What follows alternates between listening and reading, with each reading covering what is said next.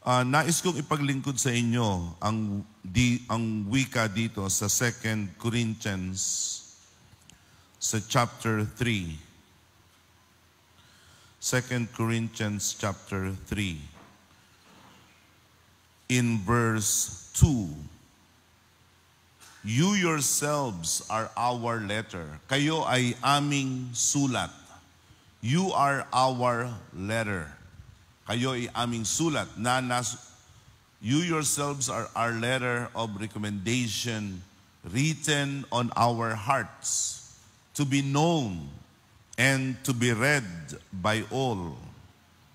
In verse 3, you show you are a letter from Christ, the results of our ministry. You are a letter from Christ, the result of our ministry. Makikita natin dito, mga minamahal ko mga kapatid, na ang tunay na pananampalatayang Kristiyano ay hindi dapat nalilihim, hindi dapat nakatago, hindi dapat nasa sulok, at hindi dapat na ito ay parang natatakpan. Tayo mga kapatid ay tinawag ng Diyos upang tayo ay ipakilala ang Diyos. Ito ang dahilan kung bakit tayo tinawag ng Diyos. Ito ang dahilan kung bakit tayo ay pinili ng Diyos. Upang ating ipakilala siya. Upang mahayag sa sanglibutan ang kadakilaan, kapangyarihan ng ating Diyos. That is the reason why God chose us. Why He chose us, why He called us. God chose every one of us so that we can show and display and showcase the excellencies of God, the majesties of God.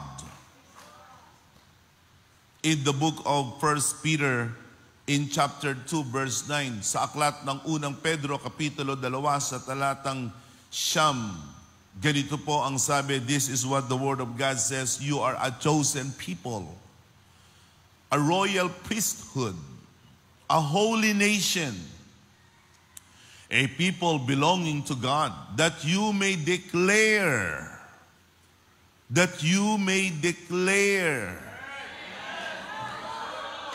sa wikang Tagalog, ganito po ang salin, na tayo ay bayang pag-aaring sarili ng Diyos upang inyong ipahayag ang karangalan niya tumawag sa atin. Ang ating Diyos ay marangal. God is excellent. God is majestic. At ang gawain ng tunay na iglesia ng Panginoon ay ipahayag. That is our sole aim.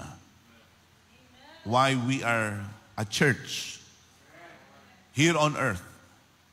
To showcase, to display, ipahayag ang karangalan ng ating Panginoon.